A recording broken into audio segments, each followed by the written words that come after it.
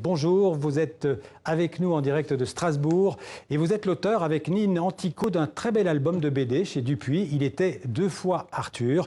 Nine Antico pour le scénario et vous pour le dessin. Alors Grégoire Carlet, qui était Jack Arthur Johnson? Alors bonjour.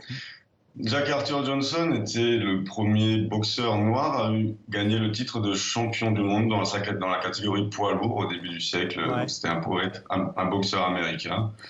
Et Arthur Cravant était un poète qui s'intéressait énormément à la boxe. Mais qui n'était pas du tout un boxeur professionnel.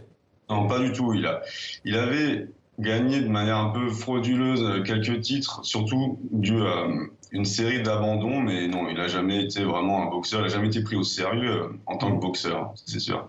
Comment vous avez travaillé pour faire ces dessins? Vous vous êtes inspiré des photos qu'on voit à côté de vous, les photos du match, des photos qui existent bien sûr? Oui, alors c'est assez émouvant. On trouve une iconographie vraiment très riche sur le sujet, notamment sur le combat, sur les combats de Johnson. On trouve même des vidéos. C'est peut-être les premières compétitions sportives qui ont été filmées à l'époque. Ouais. Donc l'iconographie sur Johnson est assez riche. Ça m'a permis vraiment de travailler avec beaucoup de matière. Oui. Alors c'est un match qui a été gagné facilement par le noir Arthur Johnson. On peut dire que c'était un match truqué.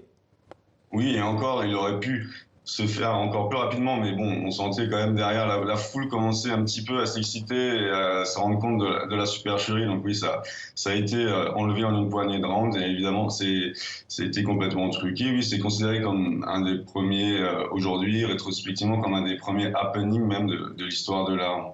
Quelles étaient les motivations de l'un et de l'autre pour accepter ce combat original, on peut le dire? Oh bah, c'était pour l'argent surtout.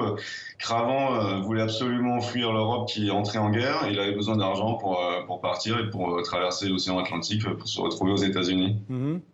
On peut dire Et que Johnson, oui, pardon. oui. Et Johnson? Et Johnson, lui, avait fait le trajet en sens inverse, s'était retrouvé en Europe en ayant fui les États-Unis et la ségrégation.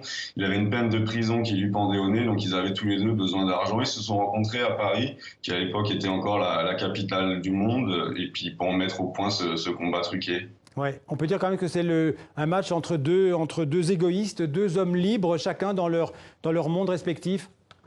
Oui, bien sûr. Le sujet traite de dépassement de soi, de puissance, d'égoïsme, mais aussi de déterminisme social. Ouais. Tout ça, malgré l'époque, les sujets qu'on a abordés avec Nine Antico, je pense, font écho à pas mal de sujets d'actualité. Ouais. En tout cas, un très très bel album pour tous ceux qui aiment les destins hors du commun. Donc, il était 2 fois Arthur aux éditions Dupuis. Merci beaucoup, Grégoire Carlet, d'être venu en parler dans 64 minutes. Merci à vous, merci beaucoup. Merci à vous.